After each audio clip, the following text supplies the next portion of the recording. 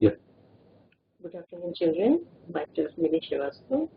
आज जो टॉपिक मिला है बच्चों, आज आप लोगों को मिला है उत्सर्जन एवं प्राशन दिया, जिसको हम कहते हैं excretory system. Now you know very well activities जो होती हैं, जब हम भोजन करते हैं, उपापचय क्रियाएं होती हैं, तो कुछ टॉक्सिक मटेरियल हमारे बॉडी में इकट्ठा हो जाते हैं। वो टॉक्सिक मटेरियल हमारी बॉडी से निकलना बहुत जरूरी है, एंड दैट टॉक्सिक मटेरियल जो हमारे बॉडी से एक्सक्रीट होता है, and that system is known as the excretion. और जो ऑर्गन जो होता है उसे हम कहते हैं एक्सक्रीटरी ऑर्गन। अगर हम अपनी बॉडी कर लें, ह्यूमन बींग्स कर लें या और भी एनिमल्स का लें, तो एक्सक्रीटरी ऑर्गन जो आज हमें स्टडी करना है, अपना जो एक्सक्रीटरी ऑर्गन है that is known as kidney. ठीक है, वैसे तो उत्सर्जी जो प्रोजेक्ट है वो हमारे जैसे कार्बन डाइऑक्साइड है, वी टेक ऑक्सीजन और कार्बन डाइऑक्साइड हम निकालते हैं। It is also an excretory project. Sweat जिसे हम पसीना कहते हैं, वो भी हमारे शरीर से एक टॉक्सिक मटेरियल निकलता है। जब हम बहुत एनर्जी काम कर लेते हैं और पसीना निकलता है, तो जो पसीना और स्वेट है वो भी एक हमारा उत्सर्जी पदार्थ है। तो पसीना हो गया, कार्बन डाइऑक्साइड हो गया, और जब हम यूरिन निकालते हैं, एक्सक्रीटरी ऑर्गन हमारा जो है kidney is responsible for the filtration of the water material. तो ये भी हमारे यूरिन के माध्यम से हमारे बॉडी में से निकलता है। तो आज जो टॉपिक जो अपने को मिला है, we have to study about the excretory organ the kidney. अगर किडनी का अगर हम स्ट्रक्चर देखें, तो ये किडनी कैसी है, दो किडनी होती है बैक साइड पे, डायफ्राम के जस्ट नीचे, और ये कवर्ड रहती है एक पेरिटोनियम नामक झिल्ली से कवर्ड रहती है। अगर हम इसका कलर देखें तो ये लाल भूरे रंग का होता है, somewhat bean shape, bean shaped होता है, उस तरीके की हमारी दो किडनी रहती है। और जो हमारी जो दाई किडनी है इसलिए थोड़ी सी नीचे स्थित, दोनों एक इक्वली एंगल पे सिचुएटेड नहीं रहती है। जो राइट किडनी जो रहती है थोड़ी सी नीचे होती है as compare to the left kidney. अगर हम उसका शेप देखें तो अंदर की तरफ, बाहर की तरफ तो कॉन्वेक्स है, और अंदर की तरफ इसका कॉनकेव शेप रहता है, और अंदर एक गड्ढा सा बना रहता है, जैसे दिख रहे हैं मेरे डायग्राम में। अंदर एक स्ट्रक्चर है, उसको कहते हैं हीलियम, और उसके ऊपर एक ग्लैंड है that is known as the adrenal gland. तो ये अगर कहते हैं दो किडनी है, राइट थोड़ी सी आपकी नीचे रहेगी as compare to the left one, इसके ऊपर एड्रिनल ग्लैंड। कलर कैसा है, ब्राउन कलर का है, या आप इसके बीच का आकार भी कह सकते हैं, and is covered by a transparent membrane, and that membrane is known as a peritoneal membrane. अब दो arteries और veins हैं, that is called renal artery and renal vein। और ये जो गड्ढे हैं जिसे हम कहते हैं हीलियम, यहाँ से आपका यूरेटर निकलता है, और ये यूरेटर जाके कहाँ कनेक्ट होता है, यूरिनरी ब्लैडर पे, और यूरिनरी ब्लैडर से फिर यूरिन पास आउट हो जाती है। अगर हम इसका मेजरमेंट देखें, ये 10 सेंटीमीटर लंबा है, 5 मिलीमीटर चौड़ा है, और 3 मिलीमीटर मोटा होता है। और इसका जो वेट है, वेट इज 120 to 170 ग्राम्स। ठीक है, और मैंने आपको shape from the outer side it is convex, and from the inner side it is concave, and in between is the helium. अगर हम स्ट्रक्चर इसको हम सेक्शन काटें तो ये दो पार्ट्स में डिवाइडेड है, that is cortex and medulla. दो पार्ट्स में ये डिवाइडेड रहता है, कॉर्टेक्स एंड मेडुला। अगर हम इंटरनल स्ट्रक्चर देखें तो इसमें बहुत ही माइन्यूट जाल टाइप स्ट्रक्चर्स बिछे रहते हैं, and that is known as the nephron. So nephron is the basic संरचनात्मक एंड द कार्यात्मक इकाई। ठीक है, नेफ्रॉन को हम क्या बोलेंगे, ये किडनी का एक संरचनात्मक और कार्यात्मक है इकाई है। अगर एक तो ये ढेर सारे यहाँ पे सिचुएटेड रहते हैं कॉर्टेक्स एंड मेडुला में। अगर हम एक न्यूरॉन का स्ट्रक्चर अगर हम इलेक्ट्रॉन माइक्रोस्कोप में देखते हैं तो ये कुछ इस प्रकार से हमें दिखाई देता है। एक यहाँ पे बाउल शेप का स्ट्रक्चर है, that is known as the Bowman's capsule. इसके अंदर जब जैसा स्ट्रक्चर है that is known as the glomerulus, और दो है एफरेंट एंड इफरेंट आर्ट्रियोल। फिर जाके बोमेन्स कैप्सूल, ये एक हेनले लूप बनाता है। ये आप कुंडलित लूप देख रहे हैं, एक नीचे की ओर जा रहा है, इसलिए इसको हमने नाम दिया डिसेंडिंग लिम्ब, और जो ऊपर जा रहा है and that is known as the ascending limb. और नीचे और ये लूप बनाते हैं this is known as the Henle's loop. फिर ये यहाँ पे जाके रीनल आर्टरी, रीनल वेल्स तक कनेक्ट हो जाता है। इसमें आपने देखा जैसे पानी पीते हैं, ये we have different electrolytes also, potassium है, कैल्शियम है, मैग्नीशियम, ये इलेक्ट्रोलाइट्स भी हमारी बॉडी में होना जरूरी है। कभी वैसे तो कहते हैं कि अगर एक्सेस आपको फिल्ट्रेशन करना है तो आपको पानी बहुत पीना है, पानी जितना पिएंगे उतना ही आपका टॉक्सिक मटेरियल बाहर निकलेगा। बट समटाइम्स कभी-कभी बच्चों ये होता है बहुत ज़्यादा पानी पीना भी खतरनाक होता है, क्योंकि आपके बॉडी में जो इलेक्ट्रोलाइट्स हैं वो इलेक्ट्रोलाइट्स आपके बॉडी से वॉश आउट हो जाते हैं। फिर आपने देखा है कि अत्यधिक जो मूत्र का निर्माण होता है या निष्कासन होता है उसको हम डायूरेसिस, और आपने देखा होगा मनुष्य के जो मूत्र का जो रंग जो होता है बेटा वो हल्के येलो कलर का होता है, क्योंकि उसमें एक पिगमेंट पाया जाता है that is known as urochrome. तो just because of the urochrome urine का कलर हमारा पीला होता है। ठीक है। मनुष्य के शरीर अगर सपोज हमारे बॉडी में ऑक्सीजन की कमी हो जाती है तब इस अवस्था में जो किडनी जो है वो रेड ब्लड कार्पस्कल्स का निर्माण करने में भी हमें सहायता करती है। तो एक्चुअली फिल्ट्रेशन का काम हमारा यहाँ पे ग्लोमेरुलस में होता है, देन वोमेन्स कैप्सूल, और यहाँ से होते हुए आपके यूरिनरी ब्लड, यूरिनरी जो आपका है renal artery and renal vein, this is responsible for the and this passes to the ureter, और यूरेटर के through it reaches to the urinary bladder and from the urinary bladder it goes out.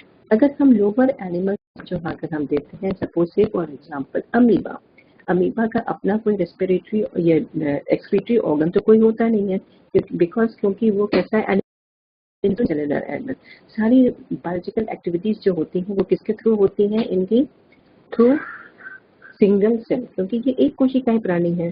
तो इसके जो अधिकांश nitrogen युक्त जो उत्सर्जी पदार्थ जैसे अमोनिया है, से फॉर एग्जांपल अमोनिया है, कार्बन डाइऑक्साइड है, ये शरीर से कहा डिफ्यूजन के माध्यम से ये बाहर निकलती है, किसके अमीबा के। अगर फॉर एग्जांपल अगर हम केंचुआ लेते हैं, अर्थवर्म लेते हैं, उसका एक्सक्रीटरी ऑर्गन क्या है, दैट इज नेफ्रीडिया। ये नेफ्रीडिया पूरे बॉडी में ये पाए जाते हैं। दो तरीके के नेफ्रीडियास होते हैं, एक तो होता है सेक्टल नेफ्रीडिया और दूसरा होता है आपका फेरेंजियल नेफ्रीडिया। अगर हम एक नेफ्रीडिया का स्ट्रक्चर अगर हम देखें तो बच्चों ये कहता है 3 पार्ट्स डिवाइडेड है, first is the nephrostome, the neck and the body of the nephridium. ये भी आपने देखा हाइटली कुंडलित रहते हैं। तो दो तरीके के हमने बताए इनको, एक तो होता है septal nephridia and the pharyngeal nephridia, ये इसका स्ट्रक्चर। तो ये केंचुए का एक्सक्रीटरी ऑर्गन है। अगर हम और भी तरीके देखें बच्चों, तो जो नाइट्रोजन हमारे शरीर में जो नाइट्रोजन प्रोडक्ट्स बनते हैं वो 3 तरीके के प्राणियों में श्रेणी में बांटे जाते हैं। एक तो होता है अमीनोचेलिक, यूरियोचेलिक और यूरिकोचेलिक। अब सबसे पहले हम जो प्राणी अमीनोचेलिक में आते हैं, अब सवाल ये उठता है कि अमीनोचेलिक क्या, वो एनिमल्स जो अपने एक्सक्रीटरी निकालते हैं in the form of ammonia. ठीक है, अमोनिया निकालते हैं तो उसमें कौन कौन कैटेगरीज आएंगे, आपके प्रोटोजोअन्स आएंगे, हाइड्रा आएंगे, एनालिड्स हैं, पॉलीकीड्स हैं, ऑस्टोपस है, मेढक है, फिशेज हैं, टैडपोल हैं, लार्वा हैं। These are all ammonotelic. Ammonotelic में कैसे कैसे कलरलेस होते हैं, पानी में आसानी से वो घुलनशील है, और प्राणियों के लिए दिस इज वेरी टॉक्सिक, और ब्लड में इसका जो कंसंट्रेशन कम होना चाहिए और शरीर में बाहर निकाला चाहिए, इज हाईली टॉक्सिक। तो दोज एनिमल्स दोज आर अमोनोचेलिक, इसका मतलब वो है कि वो अमोनिया एक्सक्रीट करते हैं। और मैंने एग्जांपल आपको बताया है, हाइड्रा है, एनालिड्स हैं, ऑक्टोपस हैं, देन फिशेस हैं, फ्रॉग्स हैं, टैडपोल्स हैं। और कैरेक्टर्स मैंने बताया, दे आर कलरलेस, पानी में आसानी से घुलनशील हो जाते हैं, पर ये प्राणियों के लिए बहुत ही टॉक्सिक है, और अगर ब्लड में इसकी सांद्रता कम होनी चाहिए और शरीर से इसको तुरंत ही बाहर निकाल देना चाहिए। The next category is ureotelic. As the name indicate ureotelic वो एनिमल्स हैं जो एक्सक्रीट करते हैं in the form of urea. से फॉर एग्जांपल एस्केरिस है, आपका अर्थवर्म है, then pila is there, fishes हैं, कॉकरोच हैं, and all mammals, some mammals. अगर हम इनके कैरेक्टर्स को देखें तो वो कैरेक्टर्स कैसे हैं, दे आर कलरलेस, ये भी पानी में अघुलनशील है, यूरिया की तुलना में एज कम्पेयर टू अमोनिया थोड़ा लेस टॉक्सिक है। यूरिया मोस्ट के रूप में उत्सर्जन किया जाता है, और यूरिया के उत्सर्जन के लिए कम पानी की भी आवश्यकता होती है। और ये जो यूरिया है इसका निर्माण कहाँ होता है, हमारी बॉडी में लिवर, यकृत में होता है। अमोनिया कार्बन डाइऑक्साइड के मिलकर यूरिया का संश्लेषण भी करते हैं। दैट इज वाई इसको जो यूरिया के फॉर्म में निकालते हैं उसको those animals are known as ureotelic. So first was ammoniogenic, next is uriogenic, and the third category is uricotelic. As the name indicates, means urea अम्ल, यूरिक अम्ल, uric acid, वो उसको एक्सक्रीट करते हैं। इसमें आएंगे आपके कौन कौन से एनिमल्स, जैसे फॉर एग्जाम्पल कॉकरोच हैं, इंसेक्ट्स हैं, देन लिजर्ड्स हैं, स्नेक हैं, बर्ड्स एंड इसमें सारे बर्ड्स आ जाएंगे। तो ये हैं, these categories are known as uricotelic because they excrete uric acids. अगर हम इसके कैरेक्टरिस्टिक्स को देखें, अगेन दे आर कलरलेस, पानी में ये अघुलनशील है, इनको एक्सक्रीट करने के लिए हमें कम पानी की आवश्यकता होती है। कुछ एनिमल्स इसको ठोस रूप में भी उत्सर्जित करते हैं और कुछ पेस्ट के रूप में भी, जैसे कि हमने देखा है बर्ड्स। ठीक है, तो इनमें कौन कौन से एनिमल्स आएंगे, कॉकरोच आ जाएंगे, इंसेक्ट्स आएंगे, देन लिजर्ड जो कि आपने देखा ठोस फॉर्म में है, एंड बर्ड्स ऑल्सो। ठीक है, बतख है, मुर्गी है, ये भी आप इनको इस कैटेगरी में देख सकते हैं। तो बेसिकली अगर हम नाइट्रोजन युक्त पदार्थों को मैं देखें तो it is divided into 3 category, uricotelic and ureotelic. और बच्चों आपको समझा दें, यूरिकोटेलिक वो है जो यूरिया अम्ल निकालते हैं, इट इज कलरलेस, पानी में अघुलनशील है और and they require very less water. और कुछ एनिमल्स जो है ठोस रूप में निकालते हैं, and others in the form of paste. यहाँ में पूछा जाता है तो you can give this examples, birds हैं, लिजर्ड्स हैं, इंसेक्ट्स हैं, cockroaches. Second is ureotelic, as the name indicate they excrete urea, urea का निष्कासित करते हैं, एस्केरिस आएगा, देन इसमें आपके pila, unio, then fishes, frogs, even tortoise, those animals living in water, वो भी कब इसमें आएंगे, and some mammals also. Again they are colours, पानी में अघुलनशील है, ये अमोनिया का तुलना में as compare to ammonia it is less toxic. Urea मूत्र के रूप में उत्सर्जन किया जाता है। यूरिया के उत्सर्जन के लिए हमें हमेशा कम पानी की आवश्यकता होती है, और यूरिया का निर्माण हमारी बॉडी में कहाँ होता है बच्चों, लिवर में होता है। अमोनिया कार्बन डाइऑक्साइड के मिलकर यूरिया का संश्लेषण भी करती है। they excrete ammonia.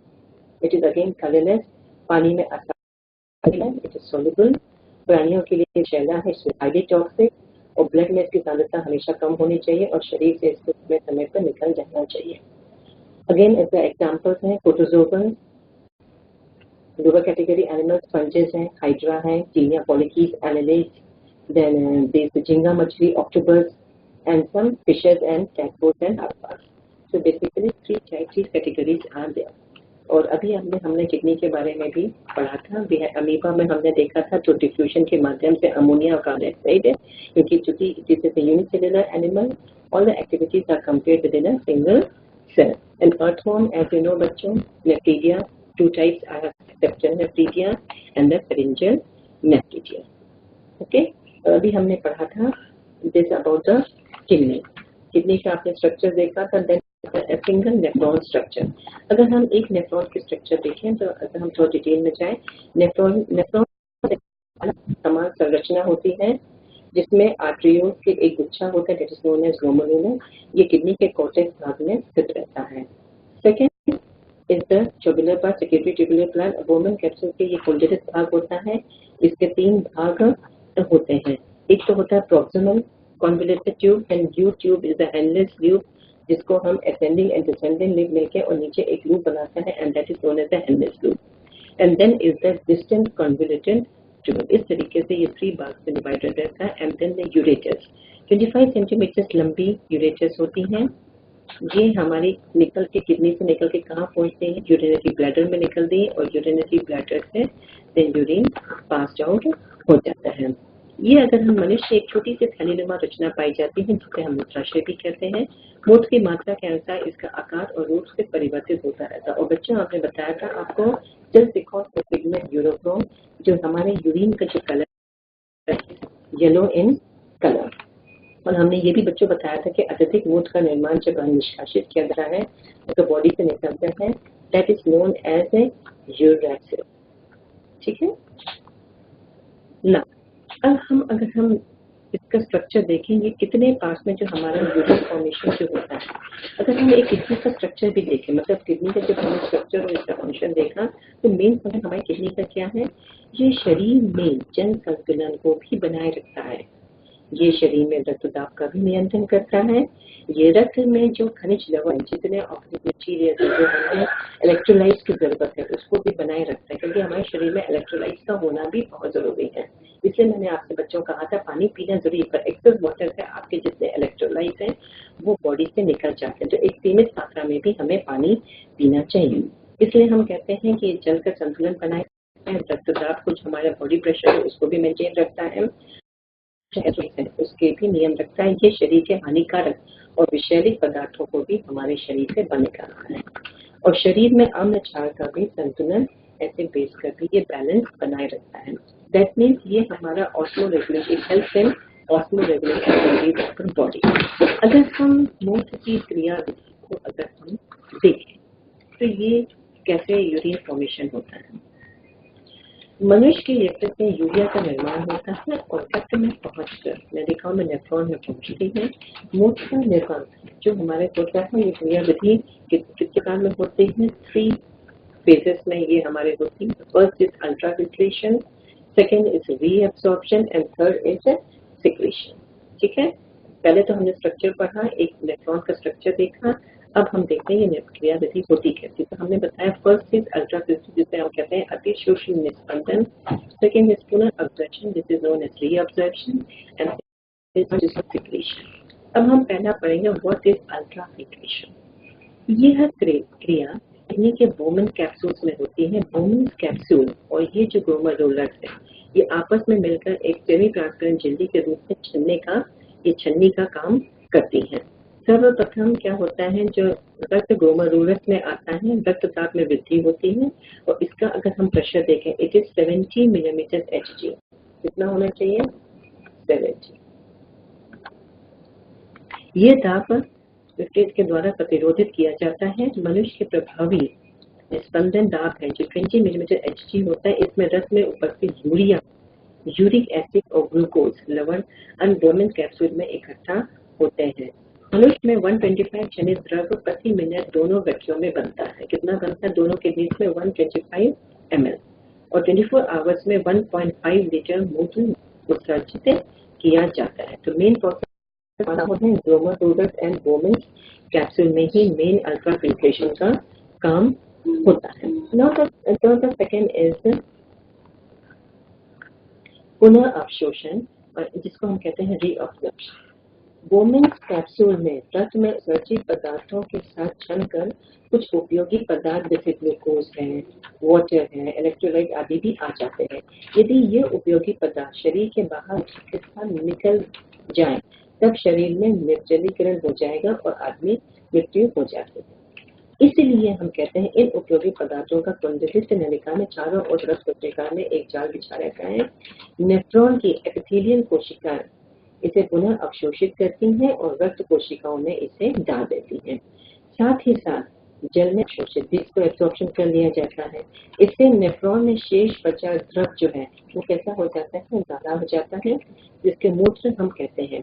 ये यूरिन होकर एब्सॉर्ब होकर नलिकाओं में पेल्विस और फिर मूत्रवाहिनी में होकर मूत्राशय में ब्लैडर में पहुंचता है और वहां से अपने बॉडी में एक्सिट हो जाता है। इस तरीके से हमारे बॉडी में इसका फिल्ट्रेशन हो जाता है।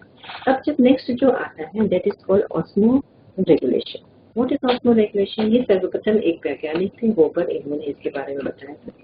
सजीव जीवों द्वारा आंतरिक वातावरण में जल का जो आयतन है ये परागण के जल नियम ऑस्मोसिस कहते हैं। ये जीव शरीर की कोशिका या रक्त में उपस्थित जल की मात्रा को परागण की क्रिया से इसका नियमन करके ऑस्मो रेगुलेट इसको किया जाता है। मनुष्य एवं जल प्राणियों में जब जल की अधिक मात्रा हो जाती है तब जल को अधिक मात्रा में रक्त के नेफ्रॉन्स रक्त के जल को अवशोषित करके उसके रूप में इसे बाहर निकाल दिया जाता है। मनुष्य के शरीर में परासरण नियम का कार्य रक्त द्वारा ही किया जाता है, के द्वारा ही। ये उच्च श्रेणी के पराशरण नियम के अपने शरीर में पाए जाने उत्सर्जी अंगों के द्वारा होता है। शरीर में जब जल की कमी या अधिक मात्रा जीवों के लिए हानिकारक है। इस कारण किडनी एवं अन्य अंग पानी की आवश्यक मात्रा को निश्चित दशा में ही बनाए रखते हैं। मनुष्य शरीर में पानी का जो सर्कुलेशन है ब्लड द्वारा होता है। रक्त में जब जल की मात्रा भोजन के अवशोषण द्वारा आती है, उस रक्त प्लाज्मा में घुला रहता है। रक्त में पाए जाने वाले जल की मात्रा का नियमन किडनी और नेफ्रॉन्स द्वारा ही किया जाता है। ठीक है बच्चों, इस तरीके से जो हमारा जो एक्सक्रीटरी ऑर्गन किडनी है, इस प्रकार से हमारा वर्क करता है। अगर हम पूरा और अगर इसको टोटलिटी में अगर हम देखें तो उत्सर्जन की जो क्रिया नाइट्रोजन पदार्थ को बाहर निकालता है, that is called excretory. Urea का निर्माण कहाँ होता है? लिवर में होता है। मूत्र का निर्माण कहाँ होता है? किडनी में होता है। मल विसर्जन उत्सर्जन के अंतर्गत में नहीं आता। नाइट्रोजन युक्त पदार्थों का आधार प्राणियों के 3 कैटेगरीज में बांटा गया है। जैसे मैंने आपको बताया, अमीनोजेनिक है जो कि अमोनिया निकालता है, यूरियोजेनिक है जो कि यूरिया निकालता है, यूरिकोजेनिक है जैसे यूरिक एसिड हमारे शरीर से बाहर निकालता है। जल की कमी वाले यूरिक अम्ल का उत्सर्जन करते हैं। मेढक और मनुष्य वो क्या निकालते हैं? यूरिया। अगर नहीं होता है तो ये जो गैसेस के फॉर्म में हमारे शरीर में आपने देखा होगा, हमारे हाथ पैरों में बहुत दर्द रहता है, स्वेलिंग आ जाती है पैरों में, हाथों में। It is just because of the urea, क्योंकि वो यूरिया हमारे बॉडी से एक्सक्रीट नहीं हो पाता है और वो गैसेस जाके हमारे शरीर में बोन्स में जाके इकट्ठी हो जाती है और वो गैस बन जाती है। इस वजह से हमें हमेशा थकान बनी रहती है और हमारी बॉडी में दर्द बना रहता है। इसलिए इसका निकलना, यूरिक एसिड का हमारे शरीर से निकलना बहुत जरूरी है, जो कि यूरिया है। जलीय प्राणियों में सामान्यतः अमोनिया का उत्सर्जन होता है। अगर हम नॉर्मल कोर्स में देखें तो मनुष्य के 95% है तो वाटर है, 2% आपका यूरिया है एंड 2% आपका डिफरेंट इलेक्ट्रोलाइट है और 0.05 यूरिक अम्ल है। ओके, इस तरीके से हमारा रेशियो बनता है। तो इसको फिर से सुन लीजिए। अगर हम अपने बॉडी में देखें, it is 5% water, 2% is urea and 2% again the electrolyte and 0.1 is the uric अम्ल।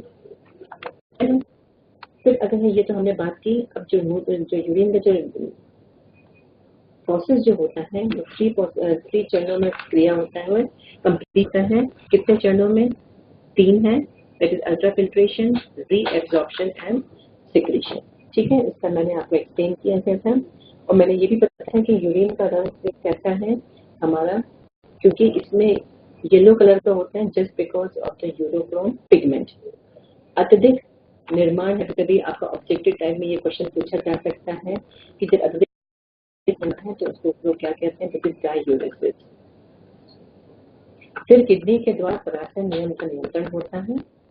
ठीक है, शरीर में जल की मात्रा अधिक होने पर किडनी अल्पपराशय हाइपोटोनिक यूरिन मूत्र का स्रावन करता है और अगर शरीर में जल की मात्रा कम हो जाने पर अधिक मात्रा जल का अवशोषण हो जाता है, तब अतिपराशय that is known as hypotonic solution, उसको कहते हैं, मूत्र का स्रावन होता है।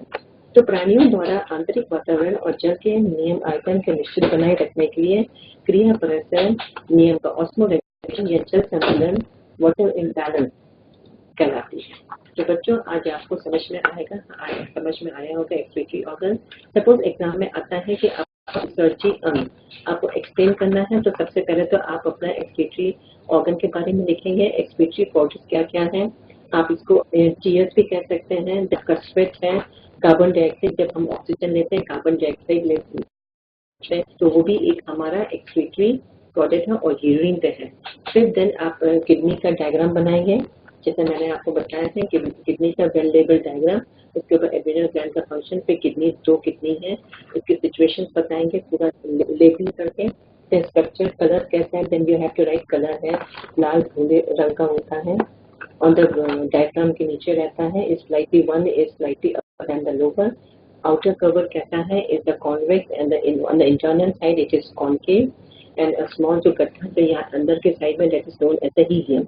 Helium is the arteries, veins and renal artery and the renal vein.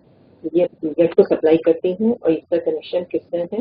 Ureter है। यूरेटर देन यूरिनरी ब्लैडर, और जब यूरिन इकट्ठा होती है इसी यूरिनरी ब्लैडर में इकट्ठा होती है and it is excreted out. तो यूरिन का निकलना बहुत जरूरी है। फिर अगर हम इसका वेट का देखें, इट इज 120 to 170 ग्राम होता है।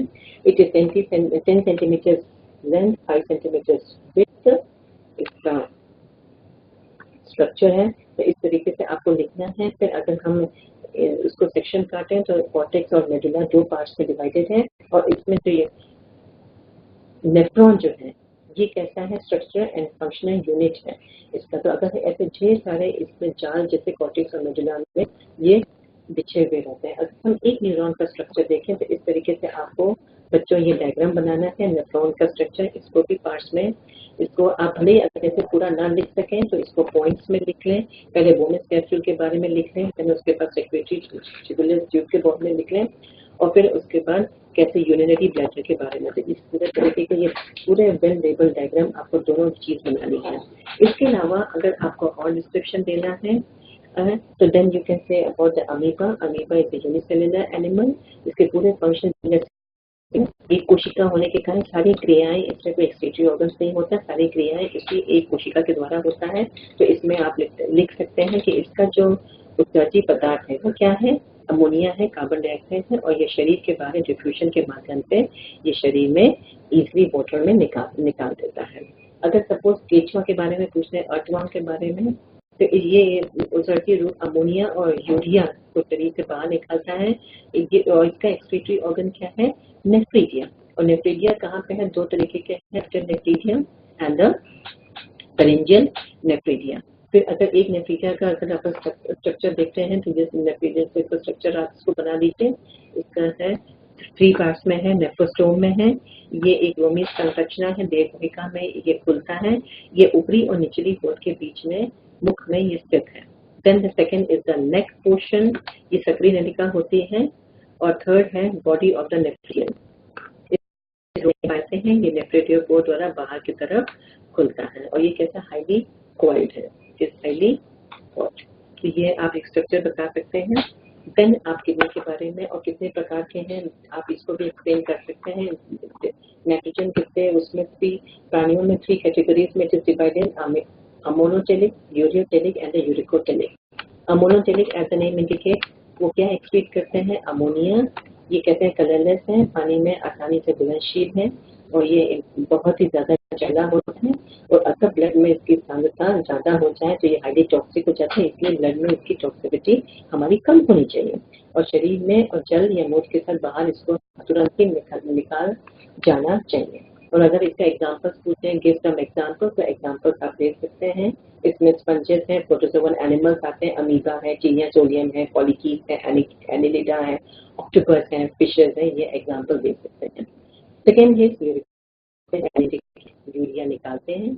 अगेन इट इज कलरलेस, पानी में अघुलनशील है, और उत्सर्जन के लिए इन्हें एक्सक्रीट के लिए हमें कम पानी की आवश्यकता होती है। कुछ प्राणी को ठोस रूप में भी उत्सर्जित करते हैं, और कुछ इसे पेस्ट के रूप में भी बाहर निकालते हैं, जैसे कॉकरोच हैं, इंसेक्ट्स हैं, लिजर्ड्स मैंने आपको बताया है, and then birds. The third category is ureotelic. As the name indicate, ये यूरिया निकालते हैं। अगेन इट इज कलरलेस, पानी में अघुलनशील है। ये अमोनिया की तुलना में कम विषैला होता है। यूरिया मूत्र के रूप में उत्सर्जित किया जाता है, और इसको आवश्यकता होती है यूरिया का निर्माण लिवर में होता है। अमोनिया कार्बन डाइऑक्साइड के मिलकर यूरिया का संश्लेषण करते हैं। तो बच्चों इस तरीके से अगर आपका एक्सक्रीटरी ऑर्गन के बारे में आता है तो आप डायग्राम, वेल लेबल डायग्राम, इसको अच्छे से बना सकते हैं। ये स्ट्रक्चर बनाएंगे, नेफ्रीडिया का स्ट्रक्चर जरूर बनाइएगा इसको, और फिर उसके पूरे पार्ट इसको। Okay, thank you. I hope सबको समझ में आया होगा।